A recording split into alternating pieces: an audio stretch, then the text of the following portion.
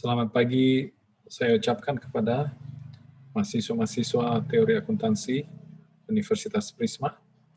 Dan hari ini saya akan membahas review sedikit tentang price level accounting yang timbul oleh karena adanya kelemahan historical cost accounting dalam melaporkan nilai-nilai aset dan dalam pelaporan laba perusahaan dalam kondisi inflasi. Dan untuk itu saya akan share screen saya supaya Anda semua bisa mengikuti beberapa notes yang saya sudah siapkan. Oke, kita akan melihat tentang accounting for price level changes atau akuntansi untuk tingkat perubahan harga.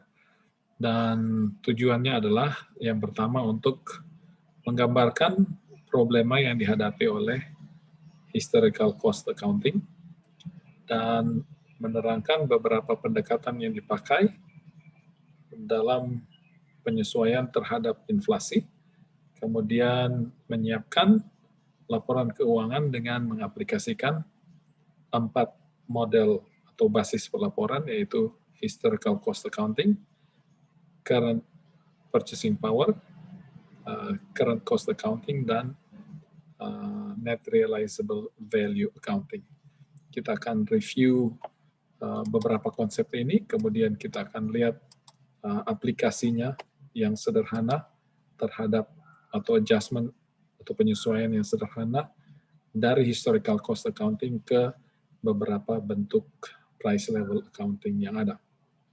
Oke, pertama, historical cost accounting itu adalah sebuah metode pelaporan basis pelaporan keuangan yang cukup stabil sampai pada saat di mana terjadi peningkatan harga-harga atau lebih dikenal dengan inflasi. Pada saat terjadi inflasi yang hebat di pertengahan tahun 60-an, 70-an, maka laporan keuangan yang didasarkan kepada historical cost mengalami problema. Beberapa problem tersebut antara lain ini didaftarkan dalam teks yang saya sudah share kepada mahasiswa adalah yang pertama, laba itu overstated apabila ada inflation. Ya, oleh karena pada saat inflation, maka sales yang kita laporkan atau revenue yang kita laporkan itu tinggi berdasarkan harga sekarang yang merupakan inflationary price, sementara cost atau depreciation expense atau cost of sales yang dilaporkan itu didasarkan kepada historical cost yang masih menggunakan harga original atau harga asli tanpa penyesuaian terhadap inflasi. Selain itu, di bagian expenses, biaya, dalam pelaporan depreciation atau penyusutan itu dilaporkan menggunakan dasar harga historis. Dan dasar harga historis ini lebih kecil dan seringkali signifikan perbedaannya dengan harga pasar sekarang yang dipengaruhi oleh inflasi. Itu sebabnya hasil angka di bawahnya, yaitu profit perusahaan, itu overstated atau kelebihan. Yang kedua adalah masalah comparability antar perusahaan, antar business unit. Comparability artinya daya banding, ya. Terjadi kesulitan perbandingan oleh karena assessment of performance and growth, ya, oleh karena penilaian terhadap performa perusahaan ataupun pertumbuhan perusahaan itu menjadi terdistorsi atau distorted karena masalah inflasi, ya. Oleh karena masalah inflasi, dan kelihatannya bisa saja kelihatan perusahaan itu tidak mengalami pertumbuhan ataupun mengalami pertumbuhan yang tajam, tergantung dari sudut mana Anda melihatnya.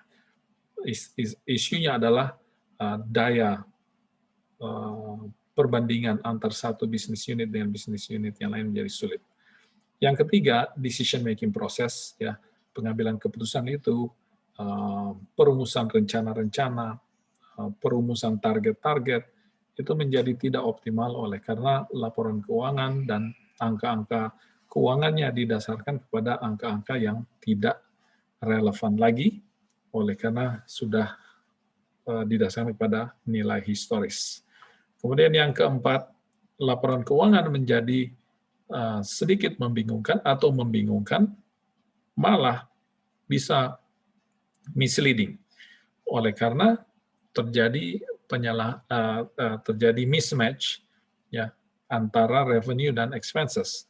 Revenue itu dilaporkan dengan current price atau current value, sementara cost of sales-nya itu dilaporkan dengan menggunakan historical cost, sehingga terjadi distorsi atau terjadi perbedaan dasar, ya, oleh karena revenue-nya didasarkan kepada current prices, sementara cost of sales-nya dilaporkan atas historical cost.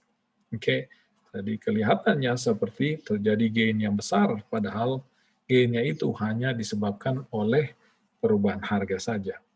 Ya, kemudian yang kelima, kelemahan dari historical cost accounting adalah bahwa terjadi unrealized profit, jadi ada banyak unrealized profit, oleh karena aset-aset yang ditahan, yang dipegang untuk jangka waktu lama, bisa menimbulkan unrealized profit yang besar akibat ada inflation.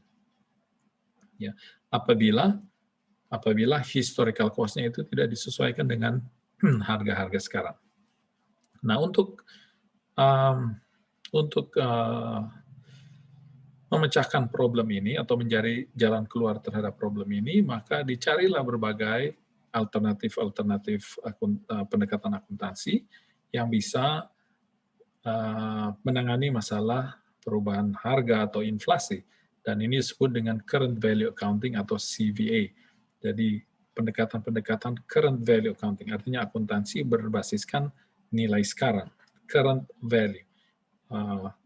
Dan ini berbeda dengan yang disebut dengan historical cost accounting atau akuntansi berbasiskan nilai historis, ya. Historical cost accounting versus current value accounting. Oke, mari kita lihat inflation accounting. Inflation accounting ini adalah salah satu istilah terminologi yang juga mewakili current value accounting, ya.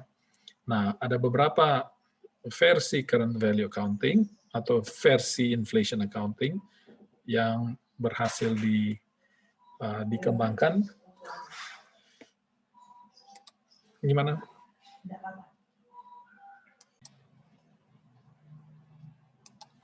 Jadi ada beberapa versi current value accounting yang berhasil didapatkan atau dikembangkan, tetapi ada kelemahannya.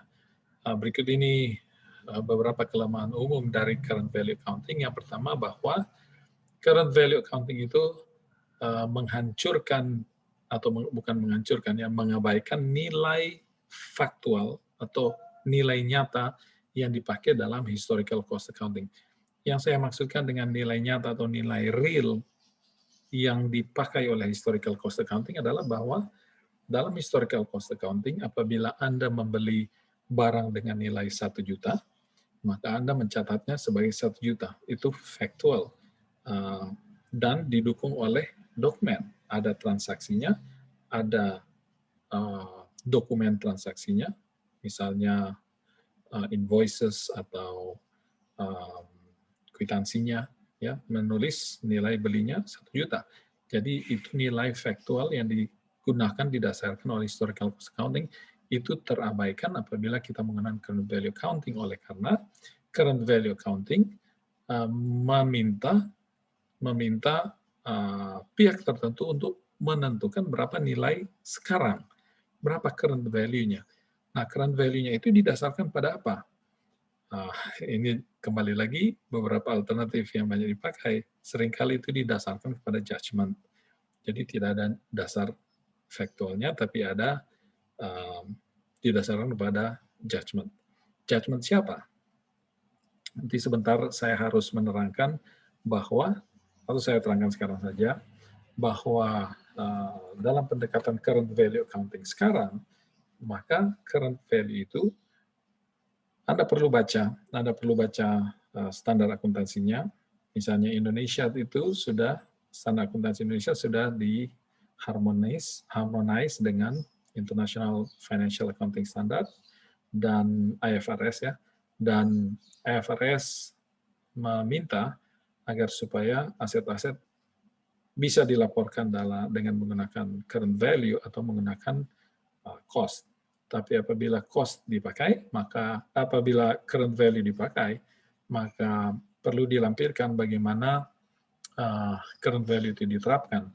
Ada tiga lingkaran atau tiga level penentuan current value untuk aset-aset yang diperdagangkan, aktif diperdagangkan dan pasarnya itu tersedia, maka current value itu paling tepat dirujukan kepada harga pasar barang yang sama, ya, harga pasar barang. Misalnya untuk financial instrument, untuk aset-aset keuangan, berapa nilai pasarnya? Tinggal dilihat ke pasar modal. Misalnya Anda memegang saham dari perusahaan misalnya Unilever. Anda ingin tahu berapa current value-nya, tinggal dilihat ke berapa harga pasar saham Unilever pada tanggal pelaporan dan itu dipakai sebagai dasarnya. Itu yang paling reliable oleh karena ada referensinya. Tapi terkadang tidak ada pasarnya. Apa yang dilakukan? Mungkin kita bisa gunakan, nanti sebentar kita akan lihat, kita bisa gunakan apa yang disebut dengan replacement cost. Jadi replacement cost itu adalah barang dalam kondisi sama, kalau saya beli sekarang, berapa harus saya keluarkan. Gitu ya. Dengan demikian saya ada referensi tentang harga pasar. Misalnya saya punya komputer, sekarang ini kalau saya ingin ganti komputer yang sudah 2 tahun ini dengan spek yang persis sama, kalau saya ke pasar, saya bilang saya mau cari komputer yang udah umur 2 tahun, speknya persis sama, berapa harganya? Nah, misalnya dia bilang harganya 15 juta. Nah, 15 juta itu yang menjadi referensi harganya. Ya. Kemudian ada juga yang namanya net realizable accounting. Ya, itu kalau barangnya saya jual sekarang, bisa laku berapa? Nah, kalau saya jual sekarang barang ini, lakunya berapa? Hasil kemungkinan penjualannya itu disebut dengan current value, tapi dasarnya pada net realizable accounting. Ada juga bisa menggunakan discounted cash flow approach, menggunakan present value. Ya. Jadi berapa sih future cash flow yang bisa didapat dari menggunakan aset ini, lalu kita discount itu menggunakan time value of money untuk mencari current price-nya atau current value-nya. Jadi itu beberapa approach yang bisa dipakai untuk menentukan current value. Nah, kalau Anda lihat di sini, historical cost accounting itu sangat reliable karena ada dokumen dasarnya. Sementara berbagai current value accounting, contoh-contoh yang saya sudah berikan tadi, itu lebih banyak menggunakan judgment. Ada judgment-nya, tapi saya kira standar akuntansi yang mengizinkan penggunaan current value mengharuskan penggunaan sebuah metode penentuan current value secara konsisten tanpa mengganti-ganti supaya ada konsistennya, ya, konsistensinya ada. Oke, yang kedua, kelemahan dari current value accounting adalah bahwa current value accounting itu tidak seobjektif historical cost accounting. Saya kira ini ada hubungannya dengan yang kedua tadi. Historical cost accounting itu sangat objektif. Kenapa? Karena factual, ada datanya, ada dokumen dasarnya, dan bisa diverifikasi. Kalau current value accounting tidak factual, tidak didukung oleh dokumen asli, sehingga lebih subjektif, ya. It is more subjektif. Lebih rendah kemampuan untuk diverifikasi dengan menggunakan dokumen yang bisa diaudit. Kalau kita cari mana harga pembeliannya, dokumen pembeliannya. Itu tidak, dokumen pembelian ada, tapi menggunakan historical cost. Kenapa pembeliannya 10 juta sekarang dilaporkan 100 juta? Oh, oleh karena didasarkan kepada current value. Current value-nya atas apa? Oh, didasarkan kepada penilaian harga pasar yang berlaku sekarang. Nah, masalahnya harga pasar yang berlaku sekarang ini kan tergantung supply and demand. Kalau kebetulan supply-nya kurang, demand-nya tinggi, ya harganya jadi mahal. Begitu ya. Jadi banyak subjektivitasnya. Nah, yang ketiga, it entails recognition of unrealized profit. Artinya, penggunaan current value itu menyebabkan timbulnya unrealized profit, ya, laba yang belum terrealisasi. Oleh karena belum dijual, barangnya masih dipegang, ya, belum terjual, tapi sudah kita sesuaikan dengan perubahan harga sehingga terjadi perubahan harga yang besar, nah, ya, perubahan nilai yang besar. Nah, perubahan nilai ini disebut unrealized profit oleh karena barangnya belum dijual. Kalau barang yang sudah dijual itu menjadi realized profit. Tapi untuk barang yang masih terus dipegang, ini menjadi unrealized profit, ya. Kemudian yang keempat, katanya current value itu bisa memudahkan comparability atau perbandingan antara satu perusahaan dan perusahaan lain. Tapi ini sesuatu yang malah rasanya lebih sulit, oleh karena ingat current value itu menjadi lebih subjektif, perbandingan antara satu perusahaan dan perusahaan lain menjadi lebih sulit oleh karena subjektivitasnya. Perusahaan yang satu pakai net realizable value, yang satu pakai price purchasing power adjustment, ya, penyesuaian terhadap inflasi. Jadi dasarnya berbeda, menyebabkan perbandingannya juga menjadi lebih sulit, ya. Atau yang satu pakai discounted cash flow method untuk perkiraan current value-nya. Jadi dasar penentuan current value-nya itu berbeda satu dengan yang lain.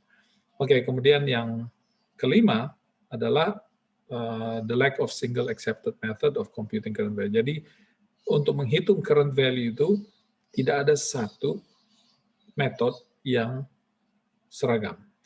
Dan kembali lagi menyebabkan terjadi kesulitan perbandingan antara satu perusahaan dengan perusahaan lain oleh karena bervariasinya dasar penghitungan current value. Tetapi terlepas dari berbagai kritik-kritik ini, oleh karena problema yang dihadapi oleh historical cost accounting dan kesulitannya untuk mengakomodasi berbagai perubahan harga akibat kondisi ekonomi inflationary, menyebabkan International Financial Reporting Standard itu sudah mengizinkan penggunaan current value accounting. Ya, salah satu negara yang pertama menggunakan current value accounting adalah Australia. Mengizinkan apa yang disebut dengan revaluation. Revaluation itu artinya aset-aset yang tercatat berdasarkan historical cost boleh dinilai kembali supaya pencatatannya didasarkan kepada current value. Dasar penilaiannya itu yaitu yang macam-macam saya sebut tadi. Net replacement value, boleh pakai net realizable value, boleh pakai general price purchasing power, begitu ya. Boleh pakai discounted cash flow approach, dan seterusnya. Mari kita lihat beberapa paling nggak tiga metode penentuan current value yang banyak dipakai, dan kita akan bahas konsepnya secara umum. Lalu sesudah ini kita akan lihat pengaplikasiannya. Oke, yang pertama adalah current purchasing power atau disingkat CPP atau juga dikenal dengan general purchasing power. Jadi CPP atau GPP sama itu ya. Jadi current purchasing power atau general purchasing power. Itu yang pertama. Yang kedua dikenal dengan current entry cost atau juga dikenal dengan replacement cost. Jadi kalau Anda dengar current entry atau Anda dengar replacement cost, itu dua konsep yang sama. Ya, konsepnya. Current entry artinya harga masuk. Harga masuk, replacement itu harga ganti. Jadi kalau kita beli barang yang sama, berapa nilainya? Ya. Harga barang yang sama itu kan bisa mengganti yang sekarang. Jadi replace. If we want to replace our current asset with the same asset now, what is the price gitu ya. Jadi berapa nilai barang yang sama dengan punya kita sekarang yang ingin kita gantikan ya. Lalu yang ketiga adalah current exit cost atau net realizable value. Nah, barang yang ada sekarang kalau saya jual, exit ya, exit from the organization, keluar dari organization dengan cara dijual. Kalau barang yang saya pegang sekarang saya jual, bisa laku berapa? Ya, hasil penjualannya itu dijadikan dasar untuk current value. Dan ini juga disebut dengan net realizable value. Ya, net realizable value. Kita akan bahas ketiga metode ini dari segi konsep ya. Kita mulai dengan current purchasing power atau disebut dengan GPP juga. Nah, current purchasing power atau disebut dengan GPP ini didasarkan kepada inflasi. Inflasi adalah perubahan harga barang. Nah, bagaimana perubahan harga barang itu ditentukan? Maka biasanya pemerintah menggunakan kumpulan barang-barang atau jasa dalam sebuah negara, lalu kita cari nilai average-nya, lalu kita lihat perubahan average-nya. Nah, biasanya digunakan sebuah tahun sebagai basisnya. Nah, tahun basis itu diberikan indeks 100 ya. Misalnya dalam kasus ini misalnya contoh ya dan secara konsep saja ya. 31 Maret tahun 2021 misalnya ya atau 2001 ya tahun 31 Maret 2001 itu dijadikan base year ya atau tahun dasar dan diberikan indeks 100. Ya, harga sebuah komputer pada waktu itu harganya $76. Ini pound, tapi saya sebut dolar saja ya. Nah, kalau Anda lihat dengan berjalannya waktu, terjadi perubahan harga. Ya, perubahan harga. Nah, kita hitung indeks perubahan harganya itu berapa. Ya, dari bulan April 30, dari 31 Maret ke 30 April, perubahan harganya itu sekitar $3. Ya, 76 ke 79. Jadi sekitar $3. Kita hitung indeks perubahan harganya itu. Ya, caranya adalah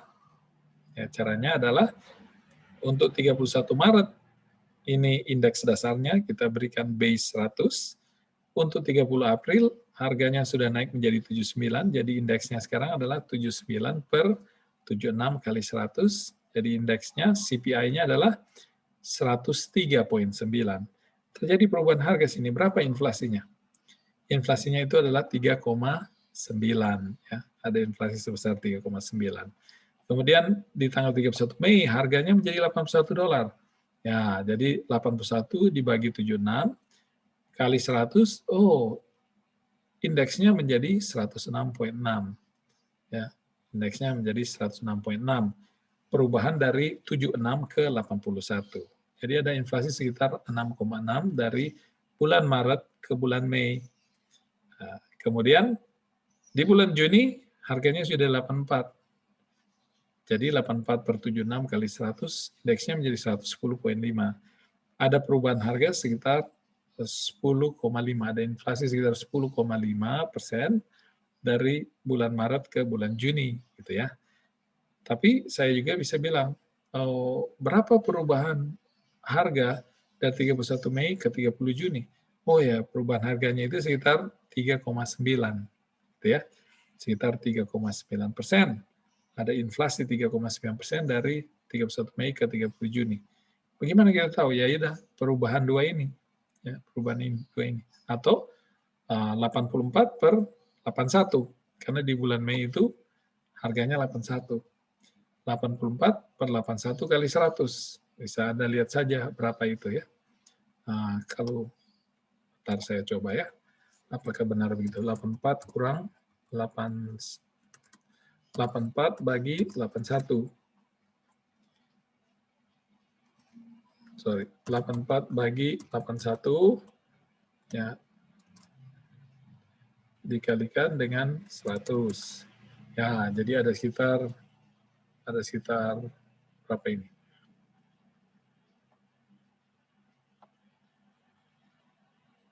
Ya, sekitar 3,7% peningkatannya ya. 3% peningkatannya. Yang 84 bagi 81. Ya ini. Kali 100. Jadi ada peningkatan sekitar 3,7%. Oke. Nah, kemudian, jadi itu contoh konsep perubahan harga-harga. Nah,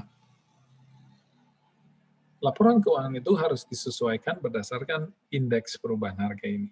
Nanti sebentar kita akan lihat cara aplikasinya. Jadi indeksnya sekarang 110,5 kali berapa nilai barangnya, ya kurang indeks di tahun dasar 100 kali berapa harga barangnya. Nah, itulah perubahan nilainya ya, perubahan nilainya. Anyway.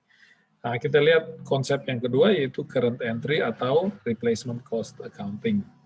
Nah, current entry atau replacement cost accounting ini seperti saya sebut tadi, berusaha untuk mencari tahu berapa nilai yang harus dikeluarkan untuk mengganti barang yang sekarang dengan barang yang persis sama. Ya. Dengan demikian, nilai penggantiannya itu menjadi dasar current value. Contoh di sini adalah sebuah mobil dibeli dengan harga 25.000 dolar ya.